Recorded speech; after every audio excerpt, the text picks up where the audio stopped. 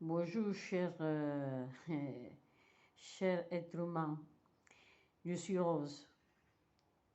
Quand nous restons fidèles, le Seigneur nous fortifie pour que nous surmontions les tentations et supportions les épreuves. Alors que beaucoup d'entre vous subsistent pour être des épreuves difficiles, afin que votre foi devienne plus parfaite, que votre confiance grandisse, que votre connaissance des pouvoirs des cieux s'accroisse. Et c'est cela avant que la rédemption ne survienne.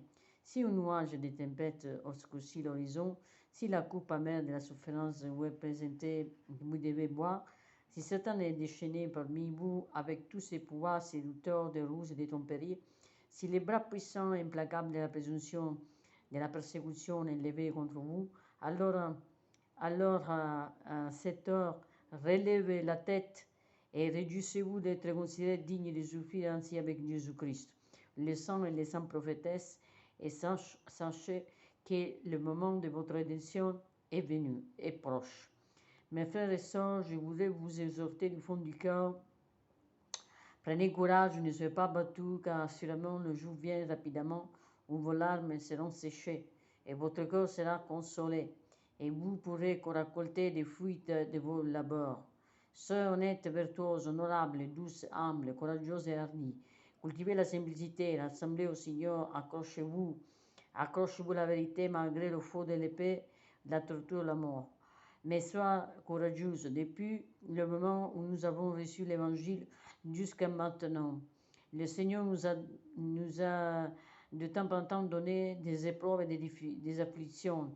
Si nous pouvons les qualifier ainsi, parfois ces épreuves ont été d'une nature inégalable. Donc nous avons du mal à recevoir sans se murmurer et nous plaindre.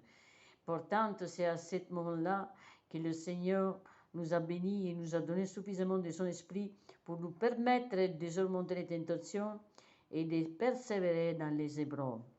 Tous les hommes ou femmes qui servent le Seigneur, que soit sa fidélité, connaissent ses heures sombres. Mais s'il vit fidèlement, la lumière jaillira sur lui et le soulagement lui sera accordé. Tout ce qui est requis de nous pour que nous soyons parfaitement en sécurité dans toutes les difficultés ou les persécutions, c'est de faire la volonté de Dieu, d'être honnête, fidèle, d'être dévoué aux principes que nous avons reçus, d'agir correctement les uns avec les autres, de ne priver personne de ses droits, de vivre de toute parole qui sort de la bouche de Dieu.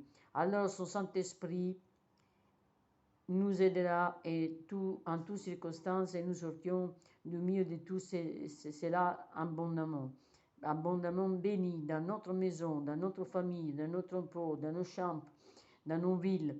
Dieu nous bénira en toutes choses. Il nous donnera connaissance sous connaissance, l'intelligence sous intelligence, sagesse sous sagesse. Que Dieu accorde sa bénédiction à vous, peuple.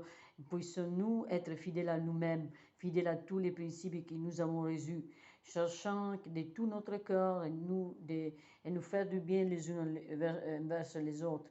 Dieu déversera alors sur nous son esprit et nous serons victorieux à la fin. Que Dieu vous bénisse et je vous laisse ça.